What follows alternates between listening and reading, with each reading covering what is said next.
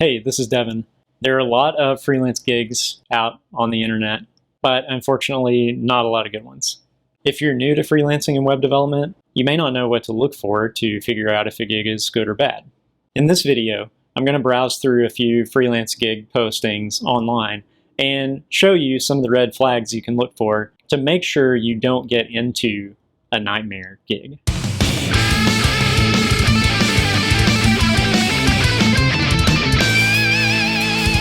All right, here we are.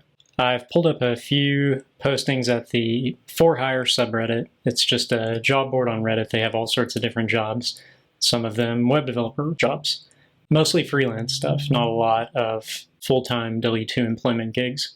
So that's mostly what I'll be looking at today. There are some good gigs on the For Hire subreddit, but not too many. This is the first one I wanted to point out. This is looking for an experienced developer programmer to develop a Facebook marketplace search site. They point you to a site and basically they want to build that site again, but to use the new Reddit look, I guess, which I didn't even know, new Facebook look, which I didn't really even know was a thing. There are a few problems with this one. One, it seems like a pretty big job, and they are budgeting between $300 and $700. They say the pay is negotiable, but they've already anchored you way down really low, so probably you're not going to be able to negotiate this one up to something that would be reasonable. I actually like the fact that they're asking you to take a look at the site and let them know how you would approach it instead of sending a resume. I don't think resumes are all that, and I would much rather put together something more personalized for someone. And if I were hiring someone like this person is, I would be much more interested in seeing something more personalized and more specific to the job that I'm asking to be done. The other thing I'd point out on this one is if the existing site is so brittle that when Facebook changes their layout a little bit, it's going to break, probably this new site will suffer from similar brittleness. If you built this into some sort of profitable business, Facebook could change, probably one class or one ID on the page and completely kill you overnight. And then you have to hire a developer again to fix it. It just seems kind of like a bad idea. But maybe there's something about this that I don't know. That's just my gut reaction. This next one is hiring a full stack web developer as a tutor. I admire and understand what this person's trying to do, but also I feel really bad for them. They want someone to teach them to be a full stack developer, and they want to get that person for $15 an hour. My question would be, do I want to learn web development from someone who would teach it to me for $15 an hour? Basically, do I want to learn web development from someone who can't go get another gig that would pay them more than $15 an hour? What will that say for the career that I'm going to have once I have gone through this person's mentorship program? It just feels like this is not going to work out well for either party. And it's definitely not enough pay for you as a web developer to take this gig. I promise you not all of these are going to be about pay, but some of them are. This person is looking for a web developer to create a site like Rate My Professors. They want it to be built using WordPress. At the bottom, they're saying rate of about $100 to $200. You could read that to mean that they would pay you $100 to $200 an hour, but I think it's actually intended to mean that the total cost of the project should be between $100 and $200. And I don't care if you're building this in WordPress, whatever technology you're going to use for this. There's really no way that $100 to $200 covers development on this project. This one wants someone to create an app that catalogs clothing items that customers can access and order through. This is from my perspective, a pretty massive project. They're not quoting a low overall budget, but their hourly rate is pretty low, $30 an hour. Actually, no, that's not what their budget is. They are saying they've been quoted that, so they're trying to anchor you at that price. Anchoring is a strategy that people use to get you to think about a certain price as a target. It sort of works on you subconsciously. So by saying they've already been quoted $30 an hour, they're trying to anchor you there, which is pretty low.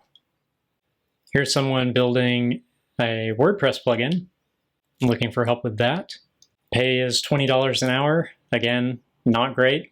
The one thing I really wanted to point out on this one, though, is that they say I'm looking for an experienced web developer to build a relatively small WordPress plugin for distribution.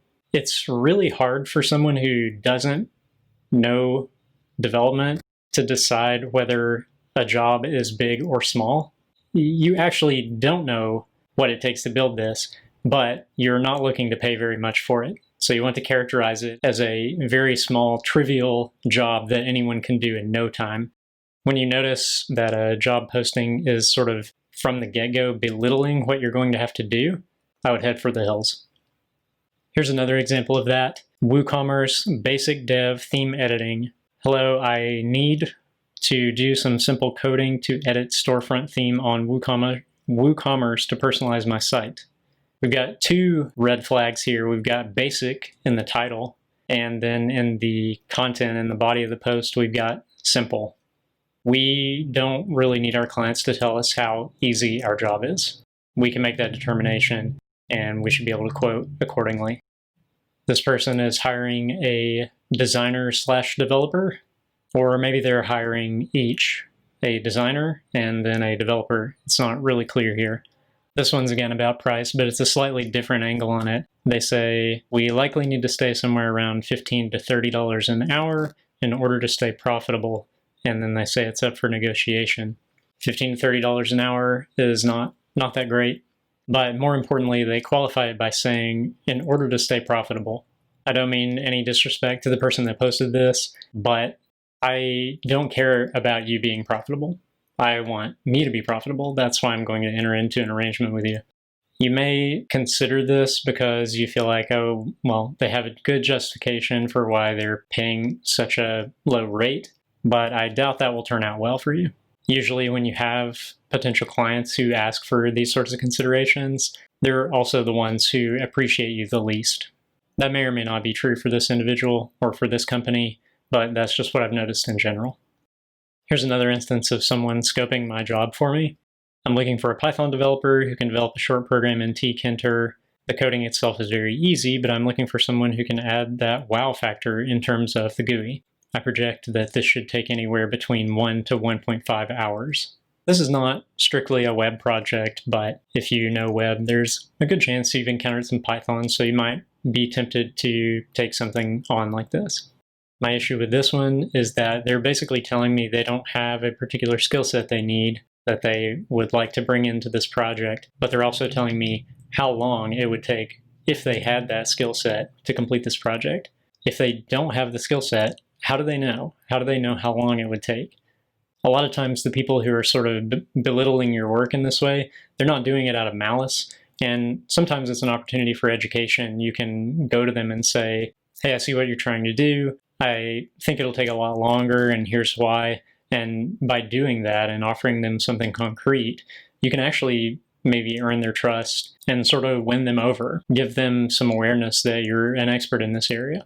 I don't know if I would try that with this particular gig. They're looking to pay $50 for up to what they've estimated as an hour and a half of work. If they've estimated it as at an hour and a half, they're the one paying the bills, so I'm guessing it's probably going to be, at the very least, an additional half hour on top of that. And I'm pretty sure they're not considering the communication and the ramp up on this project as part of that, which could easily itself be another hour or 2 hours. Based on just a read of this posting, you could get into this thinking, I'm going to be able to earn $50 an hour for 1 hour of work. And it's just never going to work that way. This one is looking for a front-end developer in React, TypeScript, HTML, CSS, Bootstrap, JavaScript.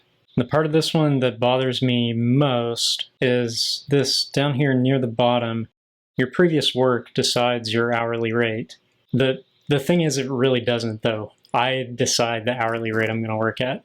This is kind of a shift that you have to make as a freelancer. You're not an employee anymore, so you're really kind of setting your own rules. It doesn't mean you get to be a jerk or anything like that, and I'm not advocating for that. But it does mean that you get to set the circumstances under which you will work. So no one can tell you, I will pay you X because of your experience. That may be all you're willing to pay me. That doesn't mean that I need to work for you. And ultimately, I'm going to make that decision. So to come and, one of the first things you say to me is, your experience will decide your hourly rate. That just doesn't sit well with me.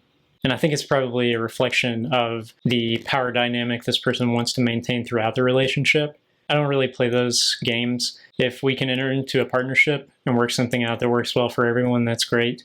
But you're not giving me insurance. You're not giving me any sort of benefits.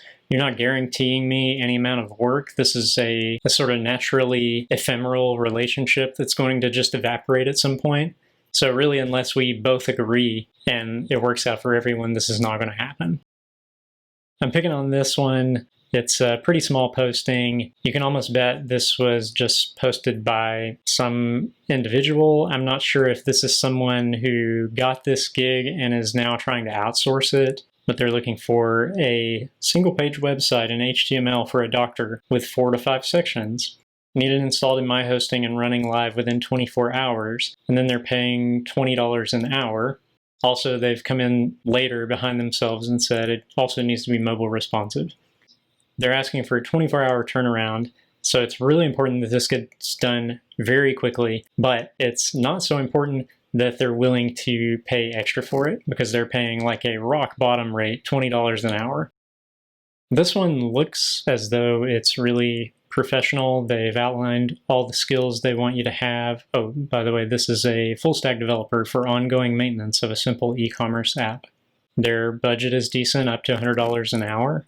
The thing about this one I'm not a fan of, and that you should really look out for, is this line that says, this is an ongoing contract, which could be very lucrative.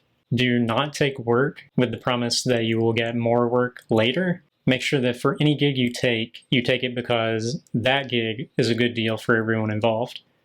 You shouldn't be giving someone a great rate or doing something that you otherwise don't want to do for the promise of more work later, because you really don't have any guarantee that that work is ever going to come. And lots of people will promise you this very lucrative future work because making that promise is free. One thing it's really hard to keep sight on, especially as a new freelancer, is that you're not trying to take every gig that's out there that you can possibly win. You're trying to really disqualify as many as possible that are not going to be the right fit. Doing that allows you to make room for the gigs that are going to be awesome, both for you and for your client. Use the tips I've given you in this video to get rid of more of the fluff, more of the gigs you don't want to be in, and make more room for the better gigs that are out there. Thanks for watching. I'll talk to you in the next one.